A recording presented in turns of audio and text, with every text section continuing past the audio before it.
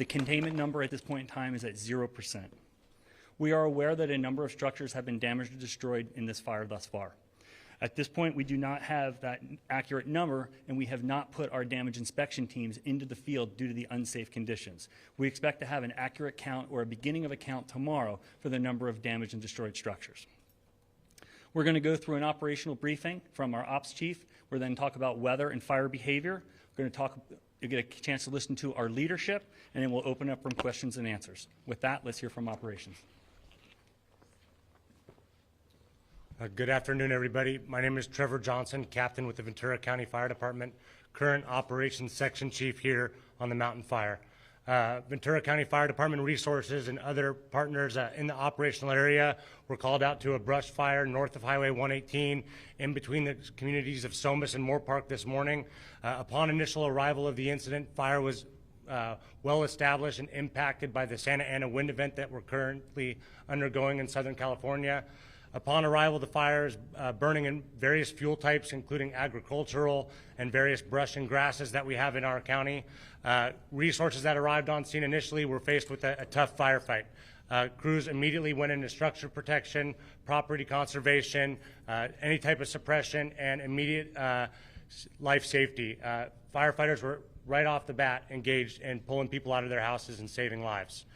Throughout the day, the fire has continued to be impacted by those ripe fuels and the wind continuing to the southwest, affecting, the communities of Somis. Unfortunately, the fire did hop to the south side of 118, becoming established in a fuel bed there north of the city of Camarillo. Fire has impacted that whole area north of Camarillo proper there in the Camarillo Heights area.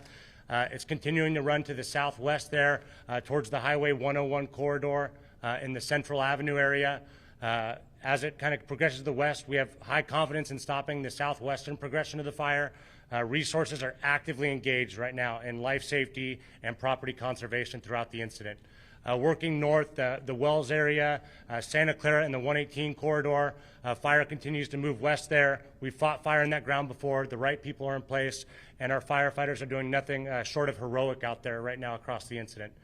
We do have fire now established north of South Mountain, well visible and down into the Santa Clara River bottom, which runs south of the community of Santa Paula.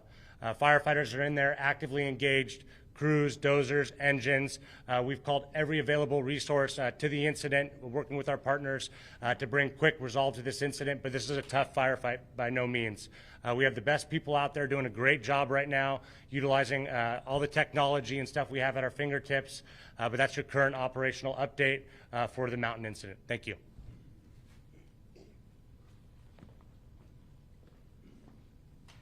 Good afternoon, Jeff Shea, Ventura County Fire Department Division Chief and the current incident commander for the Mountain incident. With a quick weather update, again, as we have seen, we're in red flag conditions. Anticipate these conditions to continue now through at least sundown tomorrow here in Ventura County. What that means is critically low relative humidity. The amount of moisture in the air is less than 10%, which is critical for us and for fire behavior, and the sustained Santa Ana winds or the northeast winds here, which have pushed the Mountain incident as Captain Johnson described. Again, 20 to 40 with gusts to 60 and as high as 80 miles an hour, and we anticipate those conditions to continue until tomorrow night at about 6 o'clock.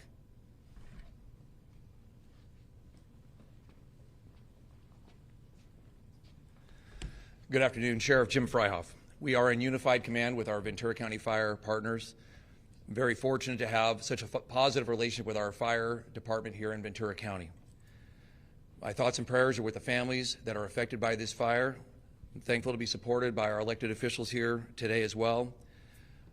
If you are wondering what our evacuations are, road closures, please visit vcemergency.com. And if you're wanting to get updates sent to you, please sign up on VC Alert. If you have any animals that need shelter, large animals will go to the Ventura County Fairgrounds. Small animals will be at the Camarillo Pet Shelter near the Camarillo Airport.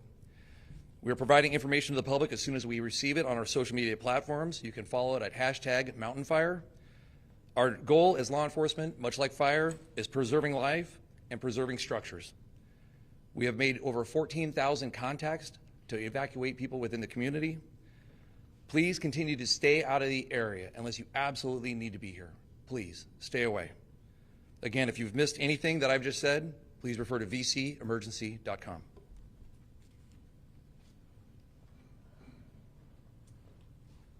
Good afternoon, everybody. Dustin Gardner, Fire Chief, Ventura County Fire Department. I'll wrap this up.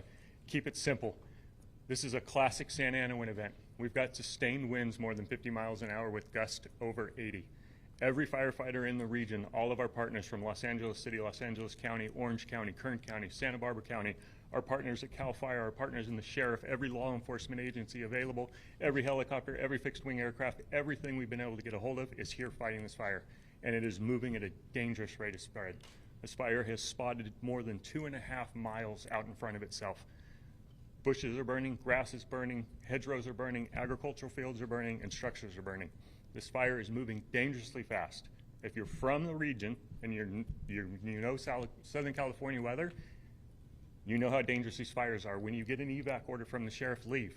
These aren't one of those fires where you can wait and predict and maybe stay home. Your homes can be replaced, your lives can't. Leave.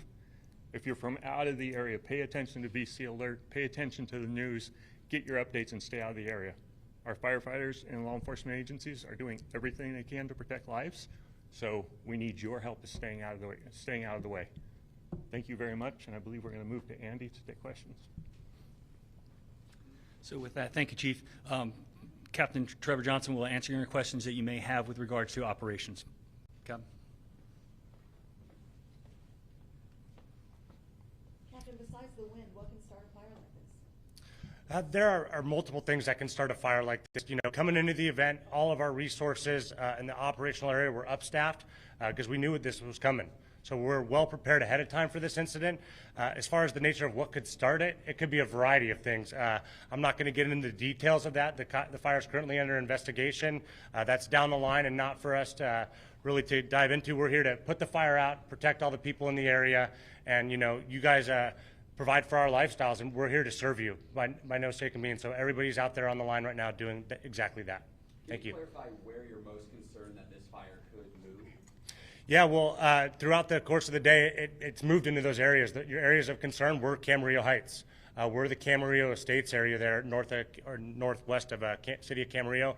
The Highway 101 corridor, super valuable for commerce, travel for everybody in the area. So those are all super valuable to us. Right now, there's infrastructure threats around the whole fire area, not only with our partners with Southern California Edison, but gas companies, so all super valuable. The city of Santa Paula. We have a vested interest, and those are the citizens we protect, so we have the right people in the right place to protect those all areas of concern. But with a fire of this magnitude, there's so much going on at once that you can't handle every issue. So what we do and what we train to do is prioritize. Prioritize what's important, what's valuable, and what difference can we make on the ground. And I believe throughout the operational period, we've done just that. And what is valuable is the people of Ventura County, the people traveling through our county, and their homes, their property, and their well-being. Are fixed-wing tankers able to fly this fire yet? Yeah, so great question. Upon initial dispatch, we launched a variety of aircraft to the incident, both rotor wing in the form of helicopters that drop water as part of initial attack, and we upgraded our amount of fixed wing needed to the incident right away. So how that works is an air tactical group supervisor or a supervisor in the sky comes overhead and makes an assessment on whether or not retardant drops via fixed wing is applicable to the incident. Based on the wind conditions, upon initial assessment, that was not feasible for a variety of factors that they deal with up there in the sky. Throughout the day, we continue to assess that based on fire in different areas. We have dropped retardant in some areas. We're continuing to scout for opportunities to use that to our advantage, and we'll continue to do so through the remainder of the incident. I saw one search and rescue team. Do you have others out there, and how were they dispatched to where? If the chief or sheriff wants to take that one, but we work with our sheriff partners, and they're responsible for search and rescue in our county. So through our system, I'll let the sheriff cover it, but we get ordered up and we're in constant communication. I'll answer that when they have any other law questions, so let them finish their questions. Okay. What about injuries? Injuries on the incident, I can't report on that right now. It's what we're doing right now out there on the ground is very dangerous. The firefighters out there, they open a door and the door can crease and bend and go out of service on them just to locate fire hydrants when the water system is failing. Everything is dangerous out there. Driving, they can't see 5 feet in front of their engine, operating in and around power lines, gas lines that are on fire. So there's a variety of dangers out there, none injuries that we're going to report on right now. Everybody is doing good, no significant injuries that I've been told throughout the incident, but we've also established multiple ambulances, not only for public safety, but for firefighter safety on the incident. Can you also speak to water pressure? I understand at one point the pressure was too low. Yeah, so water pressure, and without getting into the nuts and bolts of all that, the Camarillo Heights area isn't up at elevation compared to the valley floor. So up at that, there's certain systems in place, but we're in constant coordination with all the water companies that serve the fire hydrants up here. Our partners did a great job of quickly establishing maximum pressure and volume to give our firefighters. We combine that with water tenders that we'll utilize to fill our fire engines, and so we're working in great coordination to keep our fire engines topped off and keep staying in the fight with all of our engine resources on the incident. So you say there's a lot going on, you have to prioritize. How does that prioritization system work? How are you ranking what to address first? Yeah, great question. So prioritization, it comes from, we all have a great deal of training. My mentors are here and in the room, and when we prioritize, number one is life. So right off the bat, our department stands for that, our cooperators stand for that, so life is our paramount concern. So with the fire of this magnitude and moving that fast, getting people out of the way is paramount. And due to the rapid nature of this fire, it was moving so fast where our evacuations, it takes a long time to work in those areas. So we work in a combination with our sheriff's partners, our OES department to give out public messaging for evacuations. And then our fire engines, I directed them this afternoon to go directly into saving lives. And they were doing just that, pulling people out of houses, driving them off their street in their own fire engine to get them to safety, and taking any means necessary. After the life safety portion, we know that these are people's homes, they're their livelihoods, so those are valuable too. So priority one is life safety, followed by property conservation in a nutshell. Captain, in all your years, how do these winds rate with you, the magnitude of these winds? Yeah, our county is notoriously windy. The way the Santa Ana winds work with that high pressure over the Great Basin coming out to the Pacific Ocean, we study the weather. And throughout my training and career, I've been given many lessons and been on many Santa Ana wind fires. These rate is up there as high as they get. We're looking at the pressure gradient as it's measured by the National Weather Service as part of our calculations and our forecasting and our fire behavior assessments. But these are up there, and we're aware, and it changes our tactics a little bit, but we're well aware of it and prepared to do our jobs. Can you describe the range where these embers went and started these spot fires? Because we would see areas where there was active flame, and then you go, 2 doors down and there's nothing. So can you be more descriptive than I can about how far-ranging these fires were? Yeah, so the initial start I pointed out earlier in the briefing, but as our Fire Chief Gardner described, up to 2.5 miles. So there's multiple types of spotting. There's short-range spotting, what we would call medium-range spotting, and 2.5 miles we would qualify as long-range spotting. And that's due to a variety of factors. We get a well-established smoke column above a fire like this. The fire embers can travel within that column and then fall down wherever that column is leaning. So upon initial start of the fire, that column leaned directly southwest due to the Santa Ana wind, and you can get fallout everywhere. And in order to deal with that, we placed resources out of the head of the fire to monitor, to pick those things up. We had truck companies getting on rooftops and making sure we're not missing something on a rooftop. We're using our aircraft resources, infrared technology to monitor for all those types of spots so that we can prioritize those and keep them small. And that would explain your map because it looks like 2 separate fires. Absolutely. So you can see that top fire there in and around the community of Somis was the initial fire, and then basically right in the line with how our mountain ranges here in Ventura County work. That wind lines directly up and through that spot fire out ahead of us. We had plans in place, and we shifted our focuses into Camarillo as that came about and got established. Any further questions? As it crows flies, it's from Somis to Santa Paula? Somis to Santa Paula are basically in a south to north configuration, so that whole ridge system or south mountain proper, but then the fire is moving more westerly at the moment, south to southwest, in alignment with that easterly or northeasterly wind being funneled by our mountain ranges. In some of the early radio traffic, there sounded like people that were trapped in their homes as fire was approaching. Were you able to rescue them with ground crews, or did you fly them out? Or? Absolutely. We got those reports initially upon scene. And again, to your point earlier about prioritization, I hear a call on the radio like that somebody's life is in danger. We're immediately shifting our focus and our priority to do that. So fire engines were driving in either an overhead, like a battalion chief vehicle to pull people out, fire engines, and all were ground rescued today. Due to the nature of the wind, our helicopters, and due to the smoke conditions, limited visibility, and it'd be unsafe to put a helicopter on the ground. So all rescues today were performed by ground firefighters, to answer your question. Given the speed of this fire, what was the intensity like trying to get people out of those situations? You know, I don't think I can quantify for you what the intensity is, but it's intense as it gets. The hair on the back of the firefighter's neck, I'm sure, was standing up. This is a day where you're truly prepared to do every part of your job and to risk everything to save everything. These things are valuables, and all the firefighters out there, they value the people that they serve. So they took every attempt, made risks, took risks, and did everything they can to evacuate and rescue personnel. So I don't have a quantification on how intense it was, but your life's at risk when you're in these moments, sir. Yes, ma'am. Have the water pressure issues all been resolved now, or is that still a challenge? It's still a challenge always for the duration of the incident, but we're in constant coordination through our IC, Jeff Shea. He's working with a variety of our other partners, being in unified command, to make sure that all those notifications, cooperative agreements are all engaged so that we can have that worked out for the firefighters on the ground. Thank you. Thank you very much.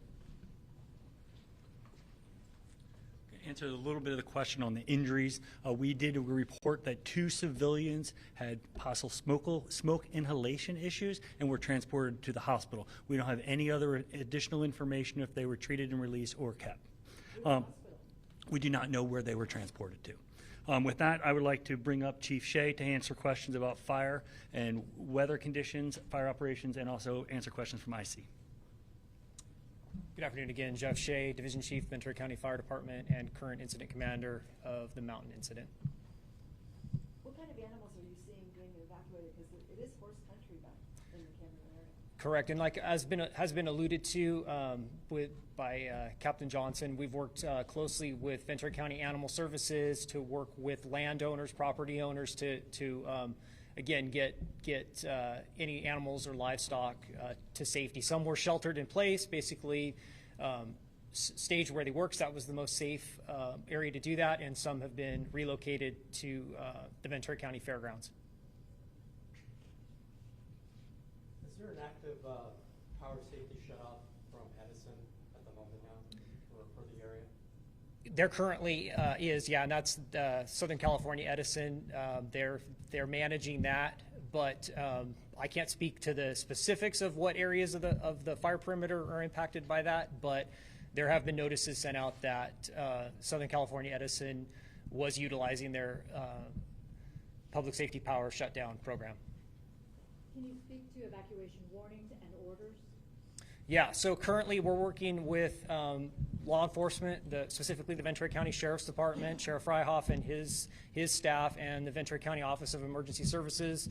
But we have implemented, I'll call it layers of evacuation. So we have evacuation orders that stretch the entire fire perimeter, and then evacuation warnings that are some of the areas that we anticipate could be impacted. And as this incident progressed, we implemented both. We had evacuation orders, and then as the fire continued to progress, those warnings became orders, and we're continuing to move that specifically into the community of Santa Paula and into Satacoy, specifically the Satacoy Country Club adjacent to Highway 118 and Wells Road are going to be the areas that we anticipate the next area of impact. And are you able to give us a sense for how many homes we're talking about? As far as total evacuees, yeah. At this point I would defer that to law enforcement for a specific number, but I would guess in the thousands. Okay, thank you. In terms of the scope of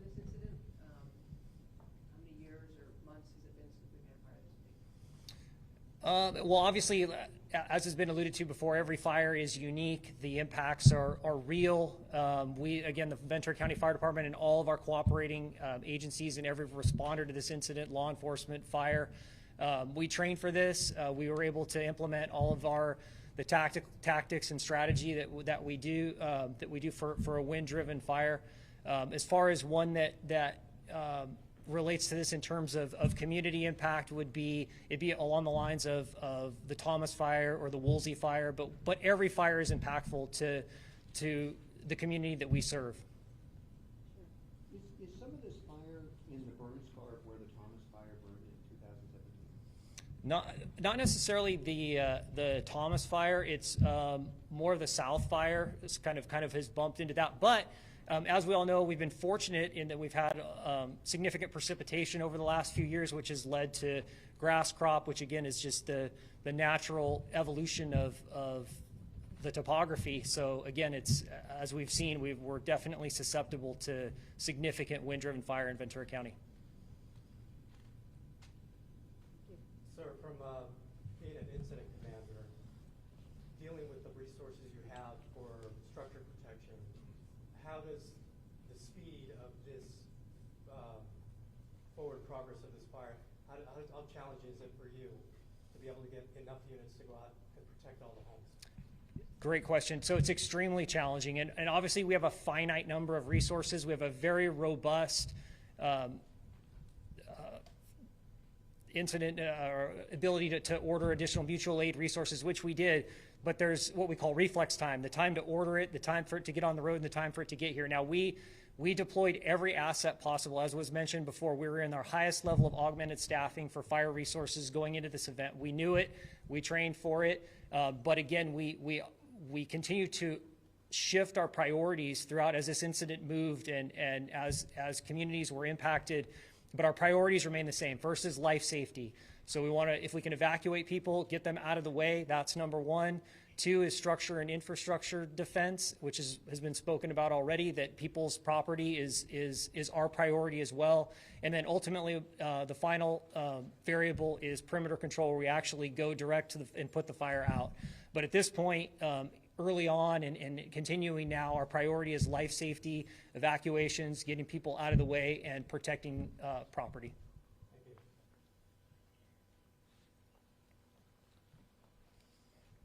Thank you. Thank you. Thank you, Chief. Just did want to comment a little bit on the question you asked. I know our chief will probably also talk a little bit about the importance of mutual aid. Though it may have been some time since we've seen a fire like this in Ventura County, it's probably only weeks that many of the leadership here has been out of county assisting other agencies in suppressing wind-driven fire. So I want to make that point. Sheriff, would you like to talk about evacuations and stuff? Thank you.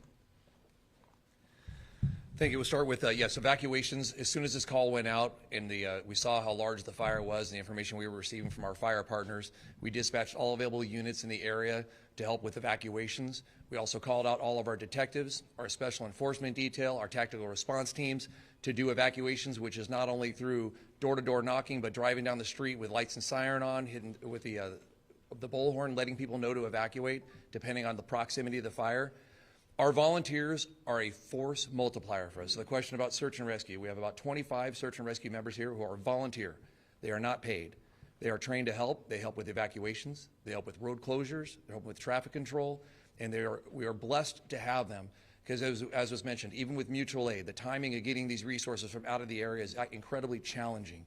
To be able to have these resources here within our community who volunteer to help is unbelievable. So we are blessed to have our volunteers, and so very thankful for our search and rescue teams. As far as the notifications, obviously we did notifications through VC Alert. We identify areas where we know that an evacuation warning is going to be made or then a mandatory evacuation. Like I said, the full gamut of those.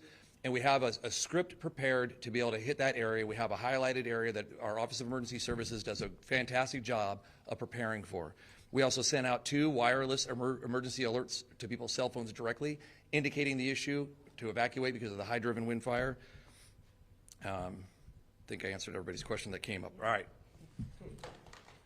Any other law enforcement questions? Was there very much? Was that again? The number of evacuations. So we don't have an exact total. I know that we have made over 14,000 contacts through VC Alert to notify people to evacuate. Was there very much warning get out? We were just telling people to get out. When that fire spotted across the 17 freeway, it took hold pretty quick once it hit the Camarillo Heights area. And so we were getting in there as fast as we could. We diverted a lot of our resources because fortunately and unfortunately, the Balcom Canyon fire is actually an area that has a large burn scar from previous fires, both Maria in 2019 and then last year was the South Fire. So that area has not had the tremendous amount of growth. Where the Camarillo Heights area is, we have not had a fire in there in I don't know how long. And so there was a lot of growth in there that caused it. And plus the amount of residents is much more dense in the Camarillo Heights area. So much like was discussed many times, life safety. There were many lives in danger at that time in Camarillo Heights, and we diverted a lot of resources there to do evacuations. Perhaps this is a fire question, but can you explain the topography in the Camarillo Heights area? It seemed as if every home that we went to was backed up against like a small canyon or a gully or something, and does that add to the challenges? I'll let my partner, Chief Shea, answer that question. So if I understand your question correctly, so there are three critical variables with firefighting or wildland firefighting. It's fuel, weather, and topography. So obviously all three of them played significant parts in the incident to this point. So to the point you brought up, yeah, topography, obviously some steeper areas, obviously a beautiful area in the Camarillo Heights, the Camarillo Estates area. But yes, with the combination of the wind, as we spoke about earlier, the ember cast, which was and the wind will preheat, pre-treat, in essence, make the fuels more susceptible, and then naturally, fire is going to want to burn from a lower area to a higher area. So yeah, the fire intensity certainly was made a lot more intense with the topography in that area. But again, we did get resources in there as quickly as we could, got our community members out.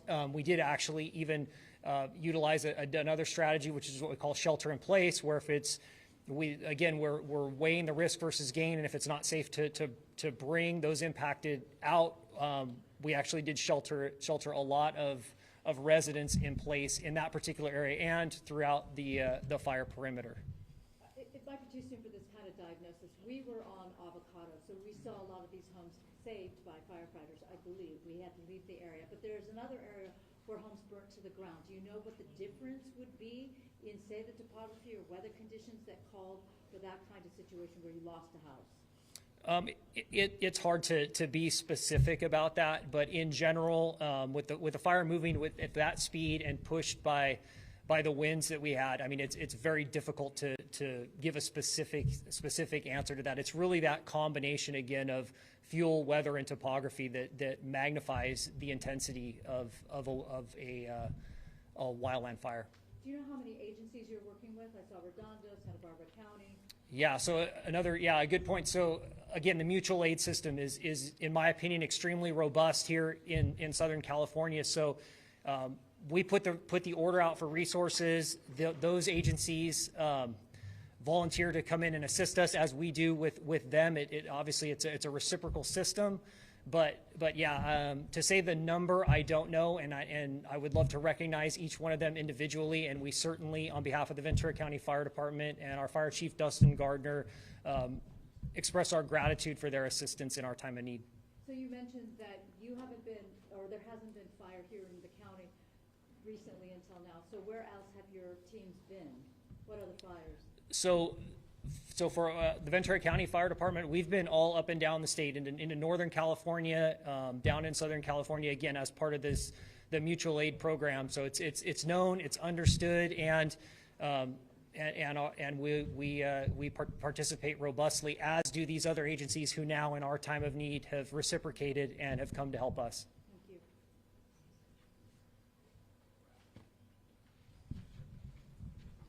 Thank you.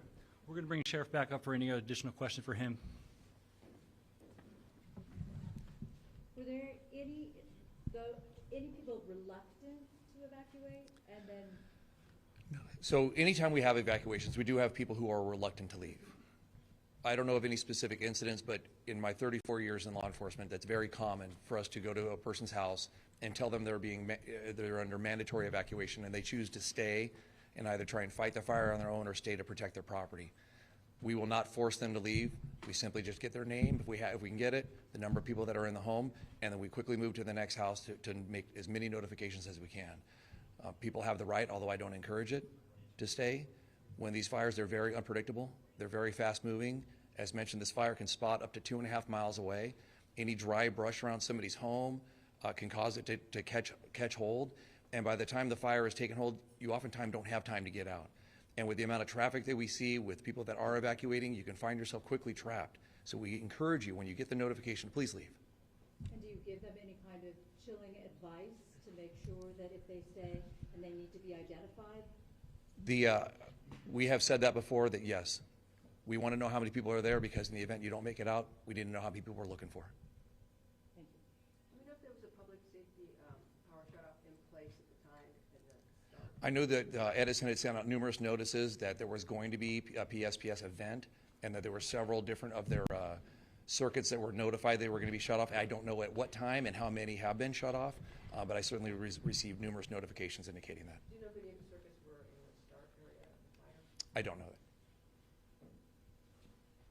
Where can people go once they're evacuated? Is there a place where they can? So that'll be also on our vcemergency.com. We'll show where the evacuation centers are. There's an immediate collection area right now at Padre Serra Church on the corner of Las Posas and Earl Joseph.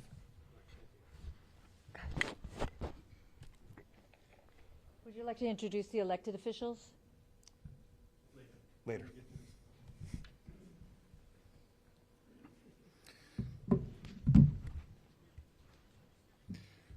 So I'm going to give an Acreage update, but it just came in from text, so just give me a second.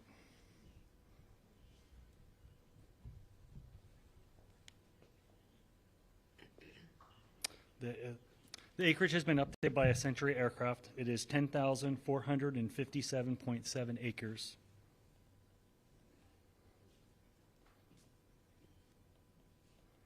We want to remind the public that this is a dangerous fire, and we strongly encourage them to avoid the area if possible. This creates a room for our firefighters and our first responders to aggressively attack the fire, and for individuals to evacuate safely. We encourage you to follow us on social media at VC Emergency, or follow us on vcfd.org, and also visit VC Emergency for the most updated information on PSPSs, evacuations, and as a map there includes the fire perimeter at this point in time. With that, we're going to conclude this, and we'll bring the electeds up to introduce themselves so you have their name and numbers. Thank you. My name is Julia Brownlee. I am, excuse me, member of Congress, and I represent most of Ventura County, and particularly this area. I'm Jackie Irwin. I represent the 42nd Assembly District. Good afternoon. Kelly Long, Ventura County Supervisor for District 3 and also the Chair of the Board. My areas are part of Camarillo, part of Oxnard, Santa Paula, Fillmore, Piru, East Lockwood Valley, and the unincorporated areas of El Rio, Nyland Acres, Strickland. Good afternoon. I'm Jeff Gorell. I serve as the 2nd District County Supervisor. My district includes large portions of Camarillo residential areas that are affected here. The county supervisors that are here today also serve dual-hatted as directors of the fire district, the Ventura County Fire District, and as such, we want to make sure that that our team has all the resources that they need. And these are our family members out there fighting that fire on the Ventura County Fire Department side. So, thank you. Tony Tremblay, a member of the Camarillo City Council, and this year serving as the mayor for the city of Camarillo. Good evening, Vianney Lopez, Ventura County Supervisor representing the 5th District, including portions of Oxnard, Port Hueneme, and unincorporated Camarillo area. Thank you.